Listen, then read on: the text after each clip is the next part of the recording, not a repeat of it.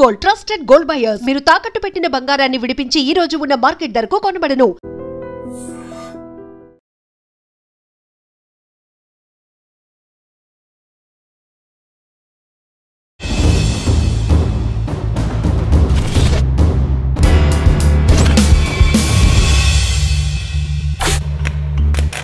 Welcome to Crime confessions.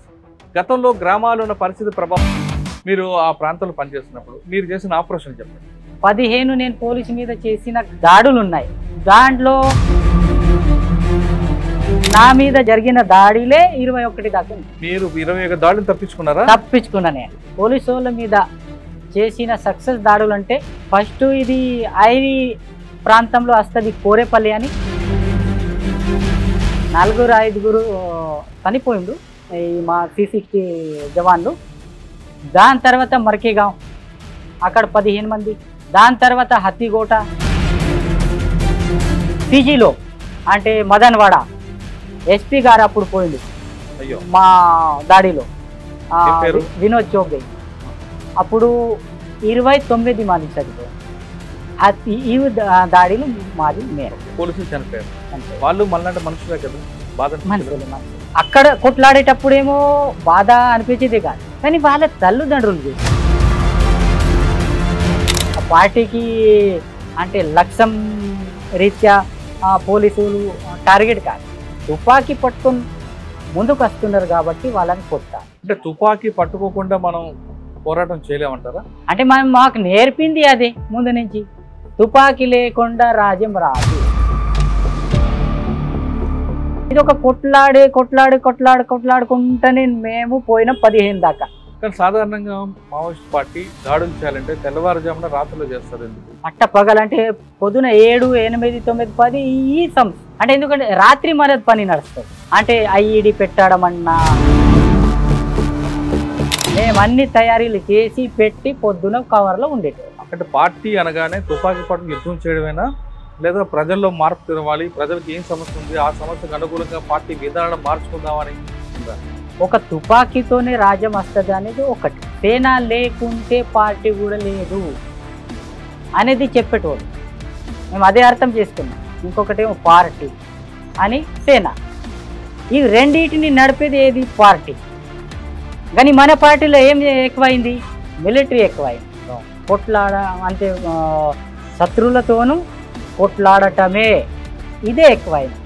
పార్టీని బలోపేతం చేసేది, మజబూత్ చేసేది ఏదైతే ఉన్నదో అది తక్కువైంది. 20 సంవత్సరాల పార్టీలో ఉన్న మీరు గిరిధర్ ఆపరేషన్ కగార్ భయపడి వచ్చారా, లేదు ఇక్కడ పార్టీలో విధానాలు ఇప్పుడు జరుగుతున్న సమాజంలో మార్పులకు అనుగుణంగా లేవని వచ్చారా? ఆపరేషన్ కగార్ ఒకటి, కానీ రెండోది ఏమిటిదంటే ఇప్పుడు పార్టీ దీనికి ముందు నడవదు. మేము ప్రాణాలు ఇవ్వడానికి ఎన్ని సంవత్సరం చేసినా ఎప్పుడు పోయేది ప్రాణం. ఇవాళ ప్రాణాలు ఇచ్చేదానికి ఏమున్నది? కానీ ముందుకు పోయి మా ప్రాణాలు అర్పించిన ప్రాణాలు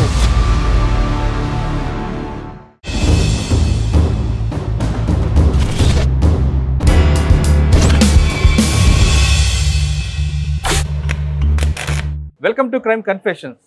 గతంలో గ్రామాల్లో ఉన్న పరిస్థితి ప్రభావం లేదా భావజాలానికి ఆకర్షులయో లేదా తుపాకీ పట్టుకోవాలన్న కోరిక కోసం కొంతమంది అడవిబాటు పెట్టారు. అడవిలోకి వెళ్ళిన తర్వాత వాళ్ళు ఏ కాలంతో సంబంధం లేకుండా ఆదివాసీల అభివృద్ధి కోసం కృషి చేశారు. ఒకవైపు పాములు, ఒకవైపు పోలీసుల మధ్య ఈ నిర్బంధం మధ్యన వాళ్ళు ఆదివాసీల్లో అభివృద్ధి చేయాలి, బడుగు బలహీన వర్గాల్లో చైతన్యం తేవాలి, ఆదివాసీలతో వాళ్ళకి రాజకీయ చైతన్యం కల్పించాలనే ఉద్దేశంతో వాళ్ళందరూ అడవిలోకి వెళ్ళారు. వాళ్ళు చేసిన త్యాగాల ఫలితమే ప్రభుత్వాలు కూడా కిందకు వచ్చి పేద ప్రజలకి అభివృద్ధి ఫలాలు అందిస్తుంది. అలాంటి వాళ్ళు కొంతకాలం పనిచేసిన తర్వాత అనారోగ్య సమస్యలు అవ్వచ్చు, లేదా సమాజం మార్పులు అవ్వచ్చు, లేదా పార్టీలో విభేదాలు కావచ్చు, ఈ కారణాల చేత ప్రజల్లో నుంచి బయటకు వస్తున్నారు. అలాంటి వారిని పరిచయం చేసే ఈ కార్యక్రమంలో ఈ వారం మన గెస్ట్ గిరిధర్. ఆయన దండకార్యంలో స్టేట్ కమిటీ మెంబర్గా ఉన్నారు. ఆయన అంటే దాదాపు 20 సంవత్సరాల వరకు పార్టీలోనే పనిచేశారు. ఎందుకు పార్టీలోకి వెళ్ళారు, పార్టీలోకి వెళ్ళిన తర్వాత ఆయన చేసిన కార్యక్రమాలు ఏంటి, ప్రస్తుతం ఎందుకు పార్టీ నుంచి బయటకు వచ్చారు, పార్టీకి ప్రజలకి మధ్య దూరం పెరగడానికి ప్రధాన కారణం ఏంటో అన్నట్టు తెలుసుకుందాం. అన్న నమస్తే. నమస్తే. గిరిధర్ గారు ప్రస్తుతం దండకార్యం నుంచి బయటకు వచ్చి మనం గచ్చిరోలిలో ఇక్కడ సీఎం గారి ముందు సరెండర్ అయిన 2024లో ఆయన సరెండర్ అయ్యారు. ఎందుకు వెళ్ళారు, ఎందుకు వచ్చారనే విషయాన్ని అన్నట్టు తెలుసు. అన్న నమస్తే, చెప్పండి. మీరు పార్టీలోకి వెళ్ళారు, ఎంతకాలం పార్టీలో పనిచేశారు, పార్టీలో మీరు చేసిన కార్యక్రమాలు ఏంటి, ఎందుకు బయటకు వచ్చారు? ఈ ప్రశ్నలకు సమాధానం చెప్పే ముందు గిరిధర్ యొక్క గ్రామం, గిరిధర్ గారి నాన్న అమ్మ పార్టీ వైపు ఎందుకు వెళ్ళాల్సి వచ్చింది చెప్పండి. నేను చిన్నగున్నప్పుడు మా ఊరికి దళం వస్తుండే. నేను 15 సంవత్సరాలలో పోయినా. నేను ఏ ఊరన్నా మంది? కుండు. ఏటపాక, ఏటపల్లి మండలం వస్తుంది. ఏటపల్లి మండలం. అమ్మ నాన్న ఏం చేస్తుంటారు? నాన్న లేడు. నేను పార్టీలకు పోయినాక ఆయన అనారోగ్యంతో చనిపోయింది. అంటే గ్రామాల్లోకి అప్పుడు దళం వచ్చేదా? దళం వచ్చేది. ఎవరు వచ్చారు అప్పుడు? జోగన్న. మా ఏటాపల్లి దళం అని జోగన్న కమాండర్ ఉండే. జోగన్న వచ్చి మమ్మల్ని పిలుచుకొని మాట్లాడేటోడు. అంటే ఇక్కడ పరిస్థితి ఎట్లా ఉన్నది మాకు 2-3 విషయాలు చెప్పేటోడు జోగన్న. అంటే ఇక్కడ ఏంటిది, ఇక్కడ ఫారెస్ట్ వాళ్ళది ఎక్కువ దబావు ఉండేది. అంటే ఫారెస్ట్ వాళ్ళు వచ్చి పీవార్లు చేసేటోళ్ళు, ముందు కొట్టేటోళ్ళు అని వసూలు చేసేటోళ్ళు, అదొకటి ఉండే. ఇంకొకటి అప్పుడు గవర్నమెంట్ ఆకుల తునకాకుల కోత ఉందే కదా, అది గవర్నమెంట్ పట్టేది. అప్పుడు కమ్మి పైసలు ఇచ్చేది మాకు. సో దాంతో ఈ తునకాకుల రేటు పెంచిండ్రు వీళ్ళు. ఇది కూడా లూటి అని సావుకారులు ఉండే చూడు, వీళ్ళది కూడా దోపిడీ ఇక్కడ నడుస్తుండే. ఇవి 2-3 విషయాలు చెప్పిండు. దీనికి కారణం ఇప్పుడు అర్థమవుతుంది. దీనికి కారణం అంటే ప్రభుత్వం అని వ్యవస్థ. కానీ మాకప్పుడు కారణం చెప్పేటోడు ఈ భారతదేశంలో ఈ అన్నిటికీ దోపిడీకి కారణం వ్యవస్థనే అని చెప్పేటోళ్ళు. కానీ అప్పుడు మాకు అర్థం కాలేదు. ఇప్పుడు అర్థమవుతుంది ఆ వ్యవస్థ ఇదొక దోపిడీకి కారణం, దీని వ్యవస్థని కూలగొట్టాలి అనేది ఇప్పుడు అర్థమవుతుంది. అప్పుడు చిన్నటోళ్ళు. ఇంకొక ఆయన సునీల్ అని ఉండి, ఆయన ఇక్కడే సరెండర్ అయ్యాడు. ఆయన మాకు మొత్తం తయారు చేసిండు, మనం పార్టీలోకి పోవాలి, ఇది మంచిది అని. సో అప్పుడు నేను ఆలోచించిన పోవాలని. కానీ ఆయనను 1 సంవత్సరం తర్వాత రిక్రూట్ చేసిండు, నాకు ముందు తీసుకుపోయాడు. ఎందుకు అంటే ఆయన కొంచెం ఊర్లో పెద్ద మనుషులతో మంచిగా మాట్లాడేటోడు, ఆ ఊరిని తయారు చేసేటోడు.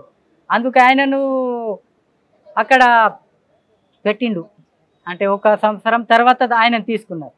నాకేమో చిన్నగా ఉన్నాడు పిల్లగాడు. వస్తే అప్పుడు బాగా నడవడం ఇది ఏది ఉండే ఇక్కడ కూడా తిప్పలు. కానీ నేను పోయినా అంటే ఉత్సాహంతో. నాకు అదేం నడిచేది రాత్రి పగలు నడిచేది కూడా నాకు పెద్ద తిప్పలాగా కాలేదు. అట్లా నేను పార్టీకి పోయినా. మీకు ఎవరు బాధ్యులు అప్పుడు? మాకు బాధ్యులు ఆయనే, జోగన్ననే కమాండర్గా. ఆయనే బాధ్యులు కూడా ఆయనే ఉండే.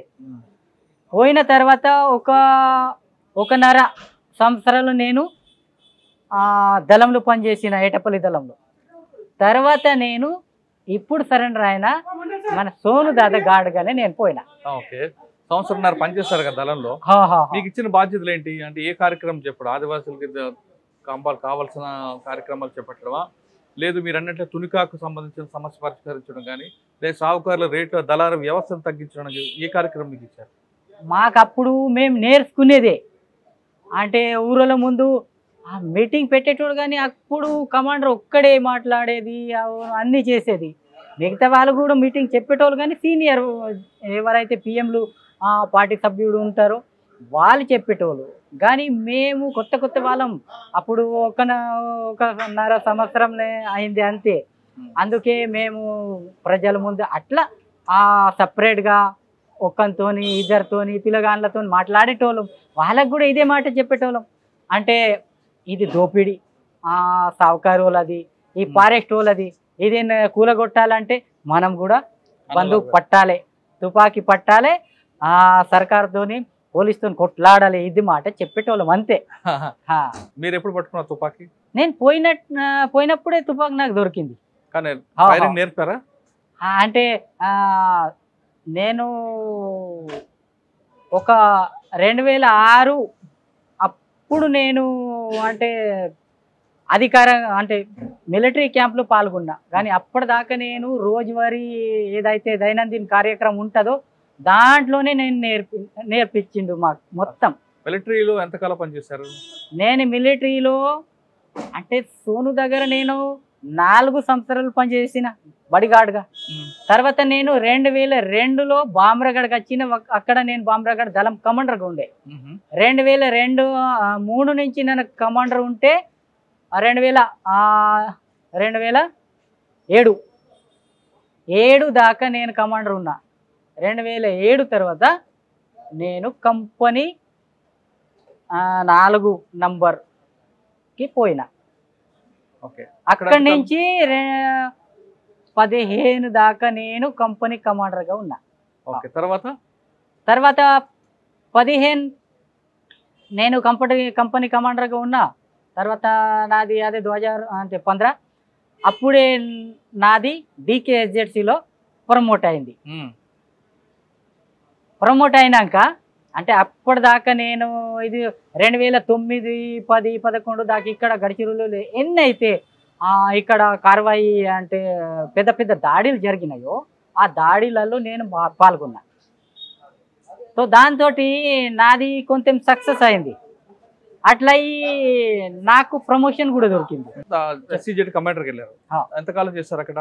నేను SZC మెంబర్ అయిన తర్వాత కంపెనీ 4 ఏదైతే ఉండేనో దాన్ని ఇడిచిపెట్టిన నేను. దాని అక్కడ బద్రు కమాండర్ అయ్యిండు, ఇన్ఛార్జ్ కూడా తర్వాత ఆయనే అయ్యిండు. నేను 2015 తర్వాత నేను పశ్చిమ sub zonal commander in chief అయినా. అంటే మొత్తం సౌత్ నుంచి నార్త్ దాకా గడిచిరోలి కమాండర్ ఇన్ చీఫ్ అయినా నేను. చీఫ్ అయ్యారు. ఆ చీఫ్గా నేను 2020 దాకా చేసిన. 2020 నుండి 2024 వరకు ఎక్కడ చేశారు? 2020 నుంచి 2004 దాకా నేను 2 కూడా పని చేసిన. ఏంటి? పశ్చిమ sub zonal commander in chief అని సౌత్ గడ్చిరోలి డివిజన్ సచివ్ కూడా పనిచేసిన 2. అంటే ఇది కసనూరు బోరియా ఘటన అయింది కదా, దాని తర్వాత సీను అని సచివ్ ఉండే సౌత్ గడ్చిరోలికి, ఆయన అక్కడ చనిపోయిండు కసనూరు బోరియాలో. తర్వాత ఎవరు ఇక్కడ లేరు లీడర్, ఆ బాధ్యత తీసుకునేటోళ్ళు. 2 బాధ్యతలు నాకు వచ్చినాయి అప్పుడు, మిలిటరీ అని ఆర్గనైజేషన్. ఓకే. ఆ బోరియా ఘటన చెప్పండి, ఏం జరిగిందో. బోరియా ఘటన ఒకటి అంటే అక్కడ 40 మంది మా సభ్యులు చనిపోయింది. దాంట్లో DVC నుంచి కింద దాకా ఉండే. అదొకటి అంటే పోలీస్ గెరావ్ హమ్లా, చుట్టుముట్టి చేసిన దాడి. దాంట్లో చనిపోయిన వాళ్ళు 8 మంది అయితే ఆ ఊరు నుంచి వచ్చిన మిలిషియా వాళ్ళు, మిగతా అన్ని పార్టీ వాళ్ళు. ఒకసారి మనం వెనక్కి వెళ్దాం. బోరియా ఘటన కన్నా ముందు మీరు తుపాకీ పట్టుకున్న తర్వాత మిలిటరీ ఆపరేషన్ స్టార్ట్ చేసిన దగ్గర నుండి ఒక్కొక్క దశ నుంచి మారుకుంటూ పార్టీ మీకు ప్రమోట్ చేసుకుని వచ్చిన తర్వాత బస్తర్ కమిటీకి నార్త్ అన్ని అంటే సౌత్ నార్త్ అన్నిటికీ మీరే అయ్యారు. మీరు చేసిన అభివృద్ధి కార్యక్రమాలు ఒకసారి చెప్పండి. ఇక్కడ పరిస్థితి మేము అభివృద్ధి అంటే గడ్చిరోలిలో కసనూరు బోరియా ఘటన అయిన తర్వాత మేము తీసుకున్న ప్రోగ్రాం ఏంటిదంటే ఈ గడ్చిరోలిలో మా పార్టీని ఎట్లా నిలబడ్డాలి అంటే కొత్త రిక్రూట్ని ఎలా తెవ్వాలి, జనంతోని కనెక్ట్ ఎట్లా కావాలి, వాళ్ళ సమర్థం ఎట్లా పెంచాలి, దేని మీద బాగా మేము ఫోకస్ చేసినాం. కానీ మాకు క్రమంగా మొత్తం దెబ్బతినుడే అయింది గడ్చిరోలిలో. ఎందుకు ప్రజలు మీకు దూరం అయ్యారు అంటే ప్రజలు ఈ పోలీస్ డిపార్ట్మెంట్ ఏదైతే ఉన్నదో ఈ కసనూరు బోరియా తర్వాత ఇంకా అంటే హెవీ అయింది. అంటే ఊళ్ళల్లో పోవుడు, సంక్షేమ కార్యక్రమాలు తీసుకొచ్చుడు, ప్రజలకు పంపిణీ చేసుడు, ఇంకా ఇటువంటి వచ్చిన తర్వాత జనాలు కూడా ఏమైందంటే ఇది ఒక దిక్కు అయితేనేమో పార్టీ నష్టమవుతుంది, పార్టీ దెబ్బతింటుంది, ఒక దిక్కేమో పోలీసులు ఎక్కువ హెవీ అవుతున్నారు పార్టీ మీద, ఒక దిక్కేమో రిక్రూట్ రావడం లేదు. అట్లా ఉండేటోళ్ళే ఉన్నారు కానీ దాంట్లో ఏం డెవలప్ అనేది లేదు. అదే ఎందుకు అంటున్నాం అంటే దీంట్లో మనం జనాలు పార్టీ పోతే జనాలు పార్టీని కాపాడడానికి బాగా ప్రయత్నం చేసేటోళ్ళు, కానీ ఊళ్ళలో నేటి కాలంలో ఊళ్ళలో ఏమైందంటే అన్ని ఊళ్ళలో మొబైల్ వచ్చేసింది. దాంతో నెట్వర్క్ పెరిగింది. ఎవరి సమాచారం ఇటు ఇస్తారో మా ముందు ఉన్నోళ్ళ పిలిచేటోళ్ళ మా కలిసేటోళ్ళ అది కూడా తెలియనట్టు అయింది. అట్లా ఎన్కౌంటర్లు బాగా అయినాయి ఇక్కడ. అంటే మొబైల్ రావడం వల్ల తగ్గిపోయింది అనుకోవచ్చా, లేదా ప్రభుత్వ పథకాలు గ్రామాలకు రావడం, రోడ్లు వేయడం, సెల్ ఫోన్లు రావడం, టీవీలు రావడం, కరెంట్ రావడం, హాస్పిటల్ రావడం, ఇవన్నీ ఆ డెవలప్మెంట్ రావబట్టి ప్రజలు ఏమైనా దూరం అయ్యారు అనుకోవచ్చా? అంటే అది కూడా అన్ని డిపార్ట్మెంట్లు పోలీసు డిపార్ట్మెంట్ నుంచి ఒక్క సివిక్ యాక్షన్ లేకుంటే దాదాలూర కిడికి అని ఇక్కడ ఉన్నది, అది ఒక్క ఏర్పాటు చేస్తే దాని కింద కృషి విభాగాలు డెవలప్మెంట్ వాళ్ళు ఈ మొత్తం ప్రాజెక్టులు మొత్తం వచ్చేటోళ్ళు అందరు తమ తమ గురించి కార్యక్రమంలో మాట్లాడేటోళ్ళు, ఆహ్వానం చేసేటోళ్ళు, ఇచ్చేటోళ్ళు. ఇట్లా ఈ మన పార్టీకి జంత కూడా కొంచెం దూరం అయిండు జనాలు.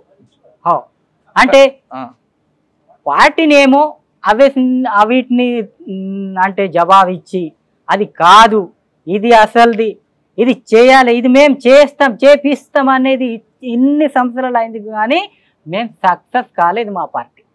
ఇది ఒకటి పార్టీ ఫెయిల్యూర్. కానీ అప్పట్లో ఒక ఎస్పీ ఉండేవారు కుమార్ గారు అని, ఆయన ఆపరేషన్ ప్రస్తావన కార్యక్రమం పెట్టడం, ప్రజలకి దగ్గర అవ్వడం, హాస్పిటల్ కట్టించడం, రోడ్లు వేయించడం, అక్కడ ఉన్న ఆదివాసుల్లో నిరుద్యోగులు వాళ్ళందరికీ సిటీకి తీసుకురావడం, వాళ్ళు వాలీబాల్ ఆడి ఇటువంటి కార్యక్రమాలు పెట్టడం బట్టి కూడా కొంత నష్టం జరిగింది అనుకోవచ్చు. దాంట్లోనే ఎక్కువ మంది అంటే పోలీస్ విభాగంతో అంటే వీళ్ళతోని ఇన్ఫార్మర్గా మారి అంటే సమాచారం ఇచ్చేటోళ్ళు ఇన్ఫార్మర్గా మారి అది తెలియదు పార్టీకి, ఊర్లలో ఎందరు ఉన్నారో తెలియదు. అట్లా నష్టపోయింది పార్టీ. ఈ నష్టం చూసి ఎవరైనా దగ్గరికి రావాలంటే కూడా కొంచెం ఆలోచిస్తారు కదా, పార్టీలోకి రిక్రూట్ కావాలంటే కూడా కొంచెం ఆలోచిస్తారు కదా, వెనక ముందు అవుతారు, మీరే సచ్చుతున్నారు అని ఈ అన్నీ జరుగుతుండగా ఏమైంది, ఒకటి వాపస్ వచ్చుడు అంటే సరెండర్లు కూడా అంతే నడిచినాయి, మీరే వాపస్ పోతున్నారు, మేమెందుకు రావడం, ఇది కూడా ఒక ప్రశ్న వచ్చింది ఇక్కడ ప్రజల్లోనా. ఓకే, మనం ఒకసారి వెనక్కి వెళ్దాం. మీరు సోను అలియాస్ వేణుగోపాల్ గారికి బాడీ గార్డ్గా ఉన్నారు. ఫస్ట్ టైం ఆయన కలిసినప్పుడు ఆయనతో అనుబంధం ఎలాగుంటుంది, ఆయనతో సాన్నిధ్యం ఎలాగుంటుంది, ఆయన ఏ విధంగా ఉండేవారు, ఆయన ఐడియాలజీ ఎలాగుంటుంది, ఒక కేవలం పోలిట్ బ్యూరో మెంబర్గానే మాట్లాడేవారా లేదా మిలిటరీ ఆపరేషన్ కూడా చెప్పేవారా? సోను దాదా ఎక్కువ అంటే మాస్ బేస్లో ఎక్కువ మాకు చెప్పేటోడు. ఆయన మిలిటరీ యాంగిల్లో ఎక్కువ అంటే అన్ని రకాలుగా చెప్పేటోడు, కానీ ఆయన ఎక్కువ అంటేనేమో మా గడిచిరోలిని గైడ్ కూడా చేసిండు. ఆయన గడిచిరోలి ఉద్యమం ఏదైతే ఉందో అది ముందు నుంచి ఇప్పటిదాకా ఆయన గైడ్ కూడా చేసిండు. ఆయన ఎట్లా ప్రజలకి పోవాలి, ప్రజలతో ఎట్లా ఉండాలి, మా కార్యక్రమాలు ఎట్లా తీసుకుపోవాలి, ఎట్లా అమలు పరచాలి, ఇది ఎక్కువ చెప్పేటోళ్ళు. నేటి పరిస్థితి మా కార్యక్రమం ఎట్లా దీన్ని ప్రజలలో పోవాలి అంటే పార్టీ గుప్త పార్టీ ఉంటేనే అంటే గోపనీయత ఏమంటారు సీక్రెట్ పార్టీ ఉంటేనే మనం బతకగలుగుతాం, లేకుంటే మేము తుపాకులు పట్టుకొని కొట్లాడతాం, అందరు తుపాకే పట్టుకోవాలి, ఊర్లలో ఎవరు పార్టీ సభ్యులు ఉండద్దు, సంఘటన అంతా లేకుండా కూడా నడుస్తుంది అన్నట్టు ఉంటే మాత్రం మేము ప్రజల నుంచి వేరే అవుతాం. అందుకే మేము ఎక్కువ అంటే దేని మీద కేంద్రీకరణ చేయాలి, మిలిటరీ దాడులలో ఎక్కువ కేంద్రీకరణ చేయొద్దు, ఎక్కువ మనం పార్టీని బలోపేతం చేసే పని చేయాలి. ఇది 2020 తర్వాత జాదా ఎక్కువ అంటే సోను దాదా ఇక్కడ కేంద్రీకరణ ఇచ్చిండు దీని మీద. 2020కి ముందు సోను దాదాతో మీరు ఉన్నారు కదా, ఎక్కడెక్కడ తిరిగారు ఆ ప్రాంతంలో? అంటే నేను ఆయనతోనే ఉన్నది 2002 నుంచి ముందు, కానీ ఇప్పుడు వచ్చే వరకు కూడా నేను ఆయనతో ఉన్నా, వచ్చే వరకు కూడా ఆయనతోనే ఉన్నా. అంటే ఇక్కడ ఇన్ఛార్జ్గా నేను ఆయన గడిచిరోళ్ళని చూసేటోడు కూడా ఆయనే. కాబట్టి నేను పోయేటోనా, కలిసేటోనా, వచ్చేటోనా, ఆయన మార్గదర్శనం ఇచ్చేటోడు. ఏదైనా నాకు అర్థం కాకుంటే సోను దాదా వ్యవహారం ఎట్లా అంటే కొత్త సభ్యుడు కూడా నాకు ఇది తెలియదు, అర్థమైతే లేదు, నీ చిట్టి రాసిన కూడా ఆయనకు జవాబు ఇచ్చేటోడు. ఎవరు అడిగినా ఆయనకు చెప్పేటోడు, సంజాయించి నాకు ఇది దీని జవాబు నా దగ్గర లేదు అనేటోడు కాదు. ఆయన్నే గుర్తు చేసి అరే అప్పుడు నీది ప్రశ్న ఉండే కదా రా కూర్చో అని చెప్పేటోడు. ఏగో ఇట్లా చేయాలి. ఆయన దక్షిణ బస్తర్ ఉండని, లేకుంటే నార్త్ బస్తర్ ఉండని, గడిచిరోలు ఉండని, ఆయనకు బరాబర్ ప్రశ్న అడిగితే లెటర్లోనే ఆయనకు రాసి పంపిస్తే ఆయన పంపించోడు. సోను దాదా కేవలం సభ్యులతోనే అలా ఉండేవారా లేదా ప్రజలతో కూడా అదే విధంగా ఉండేవారు? ప్రజలతోనే కూడా అదే విధంగా ఉండేది. ప్రజలు ఎలా సోను దాదా ఆదరించేవారు? ఇక్కడ ప్రజలంటే సోను దాదాకి కొందరేమో ఆయనకు ముఖాముఖిగా చూడలేదు, కానీ ముందు నుంచి తెలుసు భూపతి అనేది తెలుసు. ఈ ఐరి అని పెరిమిల్ దికైతే భూపతి అనేది తెలుసు ఇక్కడ గడిచిరోళ్ళు మొత్తం. ఇప్పుడు సోను దాదా అనేది కూడా తెలుసు అందరికి. సోను దాదా అంటే భూపతి, వివేక్ తెలియదు ఎవరికి. నాకు కూడా ఇప్పుడే వివేక్ అనేది, కానీ సోను దాదా భూపతి ఇవి రెండు అయితే పక్క. మీరు ఆ ప్రాంతంలో పనిచేస్తున్నప్పుడు మీరు చేసిన ఆపరేషన్ చెప్పండి. ఏ ప్రాంతంలో? మీ అజ్ఞాతంలో ఉన్నప్పుడు మీరు చేసిన ఆపరేషన్ కూడా ఉన్నాయి కదా పోలీసుల మీద, అవి చెప్పండి. 15 ఘటనలు, 15 నేను పోలీసు మీద చేసిన దాడులు ఉన్నాయి. దాంట్లో 5-6 అయితే సక్సెస్ ఉన్నాయి. 5-6 సక్సెస్ ఉన్నాయి. నా మీద జరిగిన దాడిలే 21 దాకా ఉన్నాయి. మీరు 21 దాడులు తప్పించుకున్నారా? తప్పించుకున్నా నేను. 5-6 సక్సెస్ దాడులు చేశారు కదా. 5-6 సక్సెస్ దాడిలో బాగా గుర్తుంది ఒకటి, మీరు తప్పించుకున్న దాడిలో ఒకటి రెండు చెప్పండి. అంటే పోలీసు వాళ్ళ మీద చేసిన సక్సెస్ దాడులు అంటే ఫస్ట్ ఇది ఐరి ప్రాంతంలో వస్తుంది కోరేపల్లి అని, అక్కడ మేము C60 మీద ఫస్ట్ చేసిన దాడి. 4-5 చనిపోయిండు ఈ మా C60 జవాన్లు. దాని తర్వాత మర్కేగాం అక్కడ 15 మంది. దాని తర్వాత హత్తిగోట అక్కడ 16 మంది. దాని తర్వాత లహరి అక్కడ 17 మంది. అదే సంవత్సరంలో మేము చేసిన సిజిలో అంటే మదన్వాడ ఎస్పీ గారు అప్పుడు పోయిండు మా దాడిలో, వినోద్ చౌబే. అప్పుడు 29 మంది చనిపోయింది. ఈ దాడిలో మాది మేము. ఇన్ని దాడులు చేశారు కదా, పోలీసులు చనిపోయారు. వాళ్ళు మళ్ళీ మనుషులే కదా, బాధ మనుషులు. అప్పుడు బాధ అనిపించేది. అక్కడ కొట్లాడేటప్పుడేమో బాధ అనిపించేది కాదు, కానీ వాళ్ళ తల్లిదండ్రులు చూస్తే, వాళ్ళ ఇంటోళ్ళు చూస్తే, వాళ్ళ ఊరోళ్ళని చూస్తే, వాళ్ళ ఇంటోళ్ళు తల్లిదండ్రులు వాళ్ళ యొక్క ఇంటర్వ్యూ కానీ వస్తే వాళ్ళు చెప్పేది అందరు అంటే విరోధి కాదు. పోలీసు వాళ్ళు ఎవరే పార్టీకి అంటే లక్ష్యం రీత్యా పోలీసులు టార్గెట్ కాదు, కానీ బందుకు అంటే తుపాకీ పట్టుకొని ముందుకు వస్తున్నారు కాబట్టి వాళ్ళని కొట్టాలి.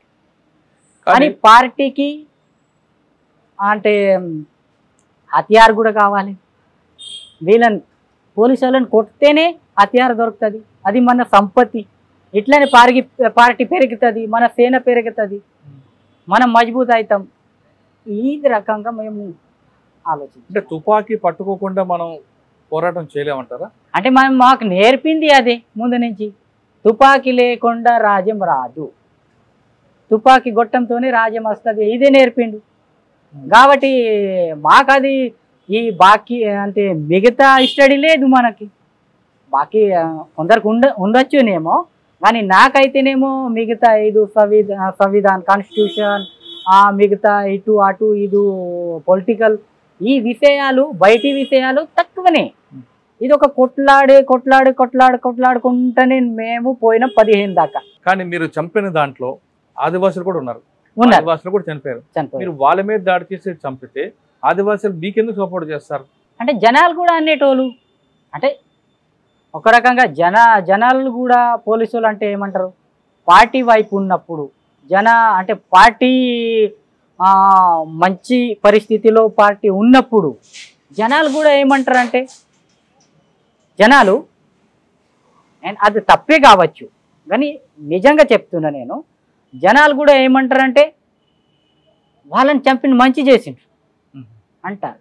ఇవాళ పరిస్థితిలో అట్లా అంటలేరు అనలేరు కానీ ఆ పరిస్థితిలో మాది చేయి పైనుండే పోలీసు చేయి కిండుండే అట్లా ఇదే మా పార్టీ అన్నాడు జనాలకు కూడా అర్థమైంది.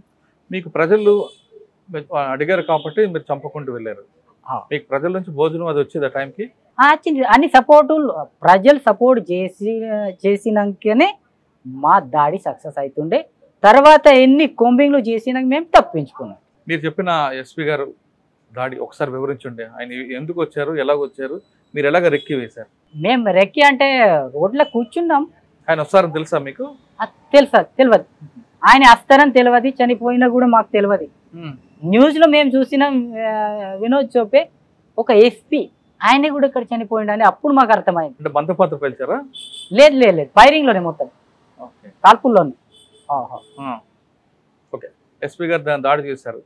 కానీ ఎప్పుడైనా ఇటువంటి యుద్ధంలో ప్రాణ నష్టం జరిగిన తర్వాత చింతించడం ఉందా మీకు? తప్పు చేశామే అని. వాళ్ళ కుటుంబాలు వాళ్ళకి తల్లిదండ్రులు ఉంటారు, వాళ్ళు కేవలం రాజ్యంలో ఒక భాగం అంతే. మీరు ఆయుధం పట్టుకున్నారు కాబట్టి వాళ్ళు అడవులోకి వచ్చారు, మీరు ఆయుధాలు పట్టుకోకపోతే అడవులోకి రారు. ఈ మధ్యన సంఘర్షణలో వాళ్ళు చనిపోవడం, వాళ్ళ కుటుంబాలు రోడ్డు మీద పడడం అనేది మీరు ఎప్పుడు బాధపడలేదు? ఇప్పుడు అనిపిస్తుంది కానీ ముందు అట్లా అనిపించలేదు. ఎందుకంటే వాళ్ళు మా శత్రువు వీళ్ళని శత్రు అంటలేము కానీ తుపాకీ పట్టుకొని వస్తారు, వాళ్ళు కూడా మమ్మల్ని చంపుతారు. అందుకే మనం కూడా వాళ్ళకి చంపాలి. వీళ్ళని చంపినాకనే దారి తీస్తుంది అంటే మన వ్యవస్థని మేము పట్టుకోగలుగుతాం. ఓకే, అది కాస్త పక్కన పెడితే మీ వ్యక్తిగతంగా వెళ్దాం. చిన్నప్పుడే బయటకు వచ్చి పార్టీలకు వచ్చారు. వచ్చిన తర్వాత ఇంటి వైపు ఎప్పుడు వెళ్ళాలని అనిపించలేదు? అమ్మా నాన్న గుర్తు రాలేదా మీకు? నాకు అట్లా గుర్తొస్తుండే కానీ వెళ్ళాలని గుర్తు రాలే ఎప్పుడే. అంటే మేము ఒక ఫ్లోతో ఉన్నాం కదా, అప్పుడు ఇటు అటు చూస్తే మొత్తం ఈ పార్టీ విలీనమైన తర్వాత బాగా దాడులు పెరిగినాయి. ఎంసీసీఐ పీపుల్స్ వార్ విలీనమైన తర్వాత మావోయిస్ట్ పార్టీ ఏర్పడినాక చాలా దాడులు పెరిగినాయి. అదొక ఉత్సాహ లాగా అయింది. అట్లా ఈ ఇంటికి రావడం అనేది ఎప్పుడు ఆలోచన రాలేదు. కానీ సాధారణంగా మావోయిస్ట్ పార్టీ దాడులు చేయాలంటే తెల్లవారుజామున రాత్రిలో చేస్తుంది. ఎందుకు అంటే పట్టపగలు చేస్తే చాలా తక్కువ కనిపిస్తుంది. అంటే రాత్రి పట్టపగలంటే పొద్దున 7, 8, 9, 10 ఈ సమయం. అంటే ఎందుకంటే రాత్రి మన పని నడుస్తుంది మొత్తం. అంటే ఐఈడి పెట్టడం అన్నా ప్లాంట్ చేసుడైనా ఎప్పుడు ఈ బూర్జువా ఫోర్సెస్ ఏమో రాత్రి తమ బ్యారక్లో ఉంటారు, వాళ్ళు కూడా చేస్తారు ఇప్పుడు. కానీ ఓవరాల్ చూస్తే వాళ్ళు బ్యారక్లో ఉంటారు. రాత్రి మేము అన్ని తయారీలు చేసి పెట్టి పొద్దున కవర్లో ఉండేటోరు. వాళ్ళు పొద్దునే ఒకవేళ పెట్రోలింగ్ సర్చింగ్ ఈ గస్తీ వస్తే అప్పుడే దాడి అయ్యేది. దాడి జరిగిన తర్వాత మీరు రిట్రీట్ అయిపోతారు. అయిన తర్వాత కలుసుకున్నప్పుడు దాని మీద చర్చ జరుగుతుందా? జరుగుతుంది. అంటే దాంట్లో నష్టం జరిగినా లాభం జరిగినా? నష్టం జరిగినా లాభం జరిగినా చర్చ జరుగుతుంది. రివ్యూ చేస్తాం. అంటే తప్పెక్కడైంది, మేము ఎందుకు పూర్తిగా సక్సెస్ కాలేదు, సక్సెస్ అయినాం కానీ అది కూడా అంటే సఫలమా విఫలమా దాంట్లో గుణపాఠాలు తీసుకోవడం ఉంటుంది దాంట్లో. ఒకవేళ విఫలమైంది అనుకోండి, ఏం చేస్తారు అప్పుడు? విఫలమైతే అంటే ఈ దాడిలో ఎట్లా విఫలమైన మేము? ఈ దాడిలో విఫలం ఎక్కడైనా కమాండర్ దగ్గర పేలూరు ఉన్నదా? అంటే మొత్తం అదొక మిలిటరీ పరంగా కోఆర్డినేషన్ చేసేది, మేనవరింగ్ చేసేటప్పుడు కమాండర్ ఫెయిల్ అయిందా ఆదేశాలు ఇచ్చేటప్పుడు? లేకుంటే ఆదేశాలు సరిగా నచ్చినాయి కానీ అదొకటి అసాల్ట్ టీం లేకుంటే రేర్ టీం లేకుంటే ప్లాంక్ అటాక్ టీం దాని లోపం ఉన్నదా? ఇది మొత్తం చర్చిస్తాం. చర్చించి ఇగో ఇది ఇది ఇది ఫాల్ట్ ఉన్నది, అందుకే మీరు ఇది చేయలేదు అందుబడి ఇది విఫలమైంది. ఎగో ఈ టీం చొరవ చేసి అడ్వాన్స్ అయింది కాబట్టి ఇది సక్సెస్. ఇలా ఉండాలి రేపు. ఇది గుణపాఠం. ఇది ఫెయిల్ అయింది, ఇది గుణపాఠం తీసుకొని రేపు వచ్చే ఇంకొక దాడిలో మనం ఇది చేయొద్దు. అంటే పార్టీ అనగానే తుపాకీ పట్టుకు యుద్ధం చేయడమేనా, లేదా ప్రజల్లో మార్పు తెరవాలి, ప్రజలకు ఏం సమస్య ఉంది ఆ సమస్యకు అనుకూలంగా పార్టీ విధానం మార్చుకుందామని ఉందా? ఇదొకటి విధానం అంటేనేమో ఒక తుపాకీతోనే రాజ్యం వస్తుంది అనేది ఒకటి, కానీ తుపాకీ అంటే సేన లేకుంటే పార్టీ కూడా లేదు అనేది చెప్పేటోళ్ళు. మేము అదే అర్థం చేసుకున్నాం. అంటే 2, 3 ఉన్నాయి కదా. ఒకటేమో ఈ సంయుక్త మోర్చా అంటారు, ఇంకొకటేమో పార్టీ అని సేన. ఈ రెండింటిని నడిపేది ఏది? పార్టీ. కానీ మన పార్టీలో ఏం ఎక్కువైంది? మన పార్టీలో ఎక్కువ ఏదైంది? మిలిటరీ ఎక్కువైంది. కొట్లాడ అంటే శత్రువులతోనూ కొట్లాడటమే, ఇదే ఎక్కువైంది. పార్టీని బలోపేతం చేసేది, మజబూత్ చేసేది ఏదైతే ఉన్నదో అది తక్కువైంది. పార్టీ దండకారణ్యంలో జనతన సర్కారును ప్రారంభించారు. అవును, అది తొలినాల్లో ఒక పద్ధతిగా నడిచింది. క్రమేపీ దాంట్లో విభేదాలు రావడం, ఒకటే లైన్ ఎంచుకోవడం, మీరు ఆధార్ కార్డు తీసుకోవద్దని కొంతమందికి ఆదివాసులు చెప్పడం, దాంతోపాటు మీ దగ్గర చదువుకునే వాళ్ళకి 5వ క్లాస్ వరకు చదువుకుంటే సిటీలోకి వస్తే వాళ్ళకి ప్రభుత్వం తిరస్కరించడం, ఇవన్నీ చూసాక ఏమనిపించింది? అది అంటే మాకొక వ్యవస్థ లేదు, ఎక్కడ వ్యవస్థ ఏర్పడలేదు. కానీ అదొకటి ఏమో మజ్బూత్గా ఉన్న వ్యవస్థ. అది మాకు వ్యవస్థ లేదు. వ్యవస్థ లేదు కానీ మా ఆలోచనలు, పార్టీ ఆలోచనలు ఎట్లుండేనంటే మేము మొత్తం ఇది బస్తర్ కానీ గడిచెలులు కానీ దండకారణ్యం అంతా మేమే నడిపిస్తున్నాం, ఇక్కడ మా ప్రభుత్వమే నడుస్తుంది అన్నట్టు గైడెన్స్ ఇచ్చేది. అట్లా గైడెన్స్ ఇచ్చారు, కరెక్ట్గా నడిచింది, మీదే నడిచిందా? నడవలేదు. ఇక్కడ నడుస్తుంది. ఇక్కడ ఒక్క పంచాయతీలో, ఒక్క జనతా సర్కారులో ఒక స్కూల్ పెడితే 5 వరకు చదివిండ్రు అనుకో, 5, 6 వరకు కూడా చదివించినాం. కానీ ఆయనకు సర్టిఫికెట్ ఇచ్చేటోళ్ళు ఎవరు? ఆయన బయట పోతే ఆయనకి మళ్ళీ ఫస్ట్ నుంచి స్టార్ట్ చేయాలి. ఈ స్కూల్కి ఎక్కడనే పర్మిషన్ లేదు కదా, దీనికి అంటే దీనికి జగనే లేదు. ఇది కూడా సమస్యనే. నేటి పరిస్థితిలో ఆధార్ కార్డు లేకుండా నువ్వు ఎక్కడ తిరగలేవు. ఈ పరిస్థితిలో పార్టీ ఆధార్ కార్డు చేయొద్దంటే ఊరోళ్ళు పోతారు, అరెస్ట్ అవుతారు. నీ ఆధార్ కార్డు లేదు కదా, నీ మిలిష పని చేస్తున్నావా, పార్టీ పని చేస్తున్నావా, అరెస్టులు అవుతారు. ఇట్లా ఎన్నో విషయాలు ఉన్నాయి ఇట్లా పార్టీలో. ఇంకోటి చెప్పండి.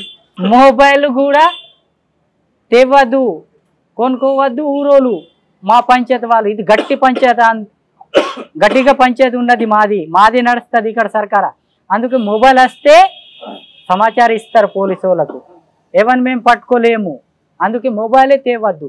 ఇట్లా కూడా నడిచింది. కానీ ఎవరిని ఆపుతాం?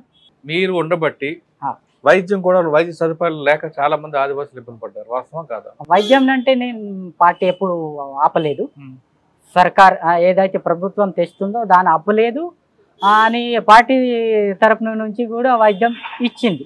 సోనుతో కాకుండా ఎవరితో మీకు అనుబంధం ఉంది? సిసి వాళ్ళు అంటే దేవాజీ కావచ్చు, కోసా కావచ్చు, ఇప్పుడు రాజుదాదా కావచ్చు, వీళ్ళందరితో పరిచయం. మీ మీద కూడా దాడులు జరిగి తప్పించుకున్నారు కదా, ఒక దాడి గురించి చెప్పండి. మా మీద దాడి జరిగిందంటే ఇక్కడ పెర్మిలి ఏరియాలో కాసెంపల్లి అని ఉన్నది, అక్కడ దాడి జరిగింది మా మీద. ఎలా తప్పించుకున్నారు మరి? మేము వాళ్ళని కొట్టుకోవాలని తిరిగినాం కానీ మా ఒక కమాండర్ చనిపోయింది అక్కడ, లాల్సు గావడే అని.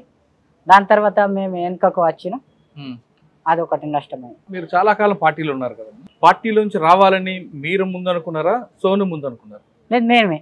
సోనుకు తెలియదు.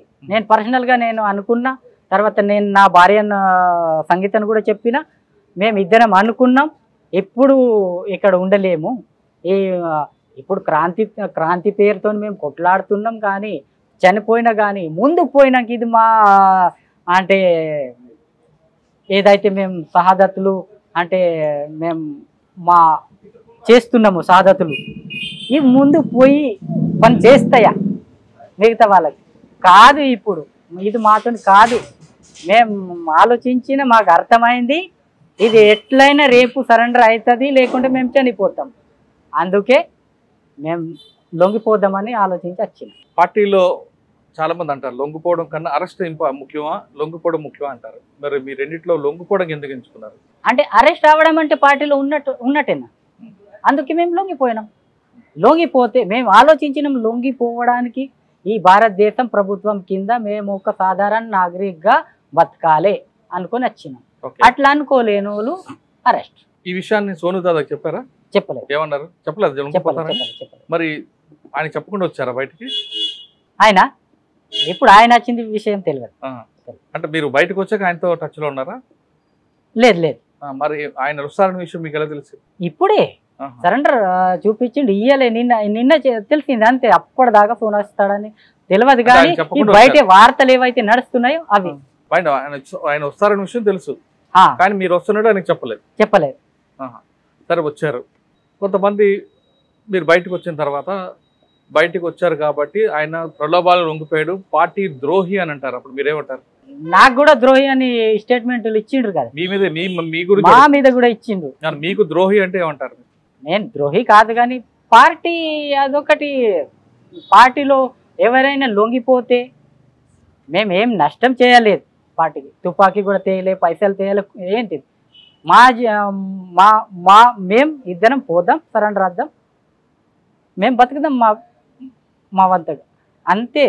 ఇదే ఆలోచనతో వచ్చినాం, కానీ మాకు పై క్యాడర్ కాబట్టి ద్రోహి అని చెప్పింది. అంటే మీరు దాదాపు 48 సంవత్సరాలు ఉన్నారు పార్టీలో 28 సంవత్సరాలు. 28 సంవత్సరాల పార్టీలో ప్రజల కోసం పనిచేస్తారు కదా, మీరు బయటకు వచ్చారు. మీ వయసులో సగం అంతా దానికి పార్టీకే ఇచ్చారు. ఇప్పుడు మీరు చేయడానికి ఉందా అనుకుంటారా? మీకు వాళ్ళ మీద నిలబెట్టొచ్చా మీరు?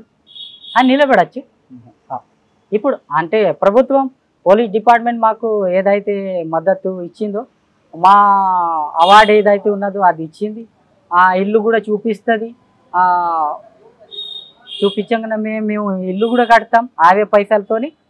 ఇంకా రేపు ఏం చేయాలో మా బతకడం కోసం అది మేము ఆలోచిస్తాం. ఓకే, కానీ 20 సంవత్సరాల పార్టీలో ఉన్న మీరు గిరిధర్ ఆపరేషన్ కగార్కి భయపడి వచ్చారా, లేదు ఇక్కడ పార్టీలో విధానాలు ఇప్పుడు జరుగుతున్న సమాజంలో మార్పులకు అనుగుణంగా లేవని వచ్చారా?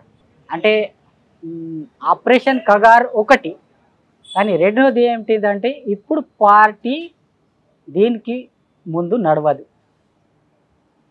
మేము ప్రాణాలు ఇవ్వడానికి ఎన్ని సంవత్సరం చేసినా ఎప్పుడు పోయేది ప్రాణం.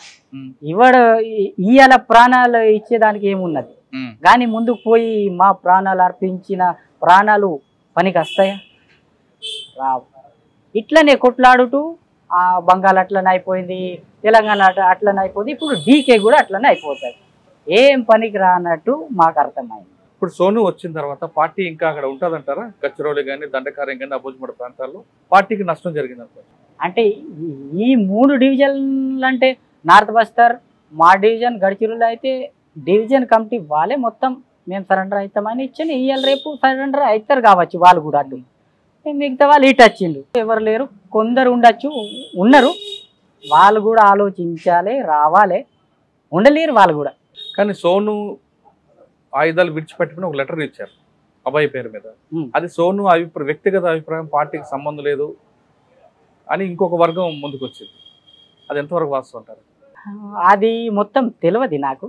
మీరేం చెప్తారు? పార్టీలో మిగిలిన అడవిలో ఉన్న మిగతా సోదరులందరికీ రమ్మంటారా? అక్కడే ఉండి సాయుధ పోరాటం చేయమంటారా? లేదు, అందరికి మేము రమ్మంటాం. నేను ముందు నుంచి కూడా అందరికి నేను రావాలని అనుకుంటున్నాను. అందరు వస్తేనే మంచిది. సోనుదాద కూడా రావాలని ఉండేది మాది కోరిక. అయ్యాల అది సోనుదాద మా ముందు సరెండర్ అయ్యడానికి వచ్చిండు, మంచిగా అయింది. మాకు ఎంత ఖుషిగా ఉన్నది. మొత్తం మీద తీసుకుంటే భారతదేశంలో కానీ సమాజంలో జరుగుతున్న సమస్యలు గుర్తించుకుంటా పార్టీ పాత పందాలను వెళ్ళబట్టే ప్రజలకి పార్టీకి మధ్య దూరం వచ్చిందంటున్నారు గిరిధర్.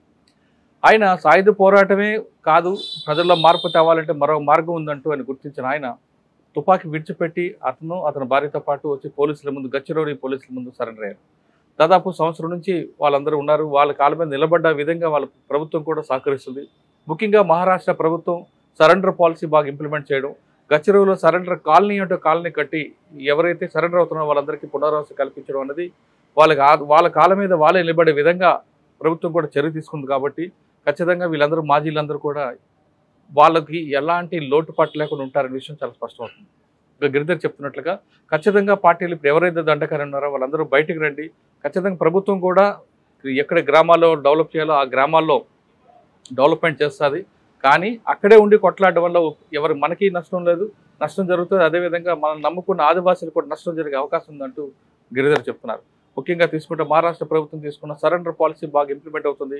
ఆపరేషన్ కగార్ అనేది మార్చి 31కి ముందే పూర్తిగా పార్టీ అక్కడ అంటే దండకార్యం కానీ అబుజ్మడ్ కానీ సౌత్ నార్త్ బస్తర్లో పూర్తిగా కనుమరుగు అయ్యే అవకాశం ఉందన్న విషయం చాలా స్పష్టంగా తెలుస్తుంది. ఇక మరోవైపు ఇతను ఎవరు సోను బాడీగార్డు గుండా గిరిధర్ కూడా వచ్చారు కాబట్టి సోను కూడా వచ్చారు.